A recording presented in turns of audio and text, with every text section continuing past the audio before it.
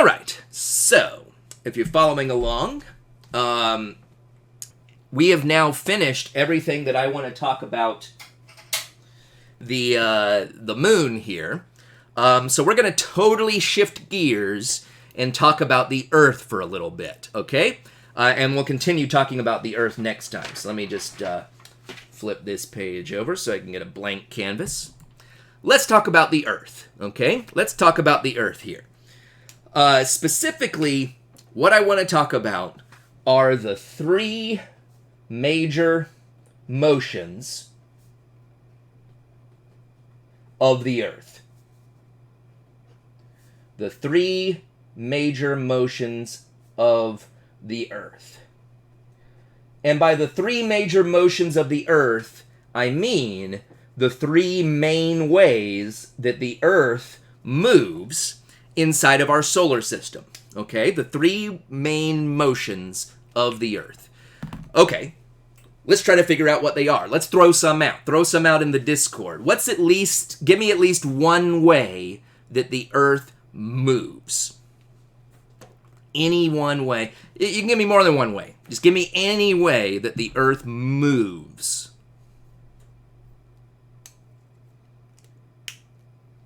Give me some tries. Don't be scared. That's one. That's one. Rotation. Let's pop that on the list. Rotation. Okay. That's one of them. And by rotation, I mean it spins on its own axis. So this is rotation. Okay? That's rotation. All right. There's another one that we've been talking about a lot throughout the history of astronomy.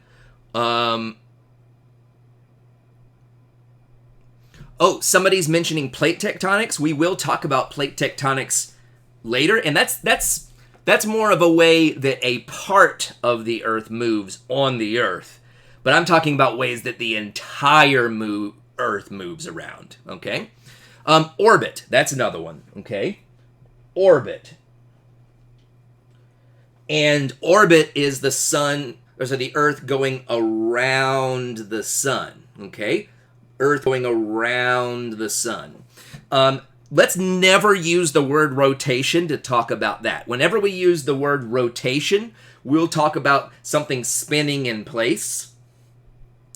And orbit will be moving around something. Sometimes orbit some people say revolution, but I like orbit. I'm just going to stick with orbit because you'll know exactly what I'm talking about. Now, the third one is one you probably haven't heard of, so don't feel bad. The third major motion is called precession. Okay? The third major motion is called precession. Okay? I'll explain what that is in a second. So here's my question. These all take different amounts of time. Which one's faster, the rotation of the Earth or the orbit of the Earth? Which one takes less time? Which one's faster, the rotation of the Earth or the orbit of the Earth?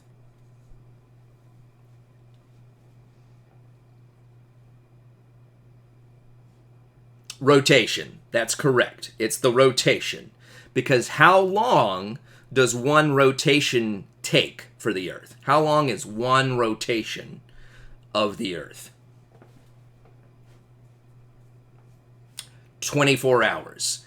That's correct. In fact, the main effect of the rotation on us is it defines how long a day is, okay? So that day-night cycle, that comes from rotation, and it takes 24 hours or one day. How long does one orbit take?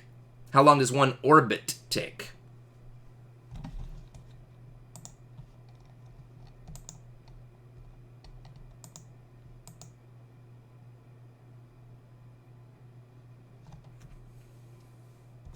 One year, 365 days. Sorry for that delay. I was looking at something. Okay. So, yeah. One orbit takes 1 year. Okay. It defines how long a year is for us.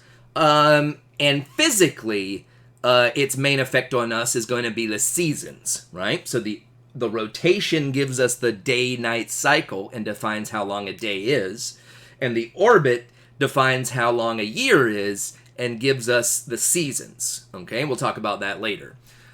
But for now, here we go. Precession. Most of you have not heard of it.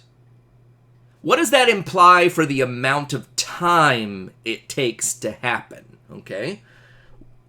It's the length of time it takes precession to happen that tells us why you have never heard of it.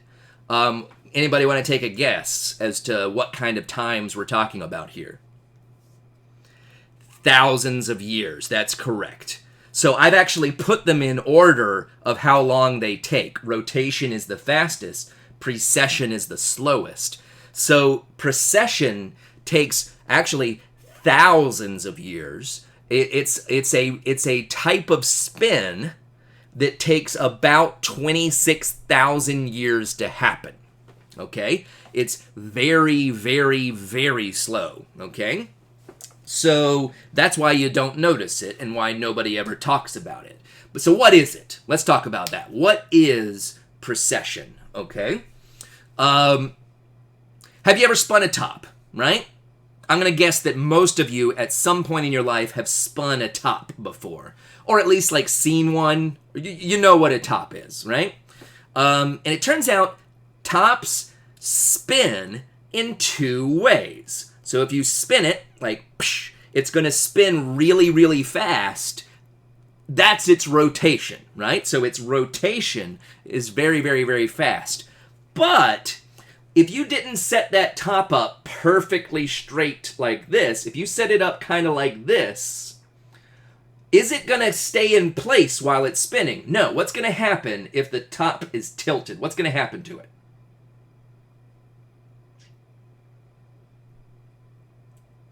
What's going to happen to that tilt? It's okay. This one's kind of hard to put into words, right? So what's going to happen is that tilt is also going to rotate, right? That tilt is also going... It's not going to change how much it's tilted, but that top will kind of like do this. Here you go. I have a picture of this from the book.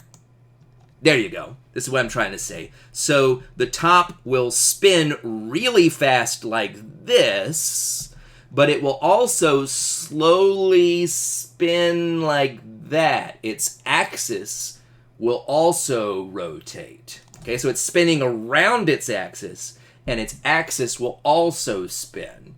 Anybody want to guess what this is called? Anybody want to guess what that slow spinning is called?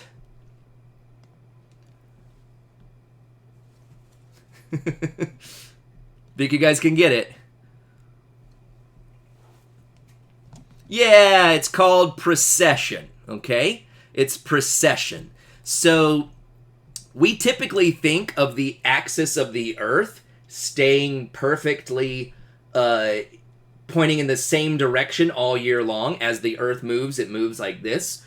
But it turns out that very, very slowly, the Earth is also precessing like a top. Okay? Whoops, sorry. So someone is saying, so in a real top, that precession would slow down over time. Earth's precession is probably also slowing down over time, due to slight pulls from the sun and the planets and the moon. But because the precession itself is so slow, the amount that it slows down is almost imperceptible. So it does technically still do it. It's just ridiculous. The slowdown of the precession takes bajillions of years. Okay. Now, okay. So here's why you haven't noticed it. This means it takes roughly 26,000 years for the Earth's axis to slowly spin back to where it started. And that means when you were born, the axis was kind of like this. And now give or take, getting around 20 years later, depending on, I know some of you are a different age, but, you know, most of you probably around 20. If you're a lot older than that, I'm sorry. I'm older than that, it's fine. Now, in that 20 years, the axis is moved from here to here. From here to here. Did you see it? Did you see how much it turned? No, you didn't, because I didn't even move my arms, okay? That's how much it's moved in a human lifetime, right? So it's barely moving. Now, that means that precession doesn't really have much of an effect on a human lifetime, but it does have some small effects. Check this out. Have you guys ever heard of the North Star before? Probably you have, right? If you've heard of the North Star, which part of the Earth points to the North Star? Which part of the Earth points at the North Star? Don't overthink this. It's a pretty easy question.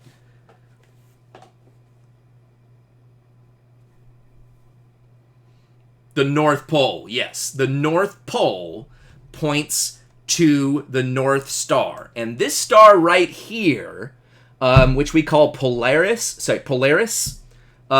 is the North Star, okay? And we call it Polaris because it's right above the North Pole. And you can use it to find north because it's right above the North Pole. But if the Earth is slowly rotating its axis, that means the North Pole is moving. So, yes or no, will Polaris always be the North Star? Will Polaris always be the North Star? Yes or no? No.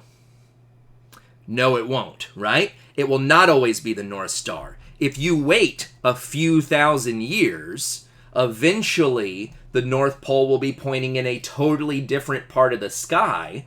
For example, maybe after something like 13,000 years from now, Vega will be the North Star. And on the other hand, 13,000 years ago, the North Pole was pointing over here. So throughout human history, different stars have been the North Star. And check this out. I'm going to tie this in with something we talked about on the very first couple of days of class. Check this out. That means if the North Pole is pointing to a different constellation now than it did thousands of years ago, then the only major effect of precession is to slowly shift the constellations in the sky. So remember when we were talking about how astrologers are wrong about where the zodiac signs are in the sky? Precession is why. Remember we said that slow shift of the constellations has made the entire zodiac move over by about one constellation in a couple of thousand years? Precession is why, okay?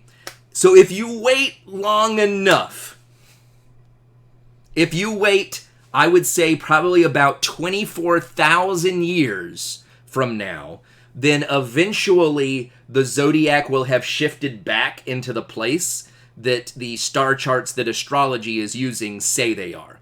But it's going to be a long time. It's 24,000 years. It's going to take a long time, okay? Because they are using those 2,000-year-old star charts. Okay, so that's all I'm going to say about precession.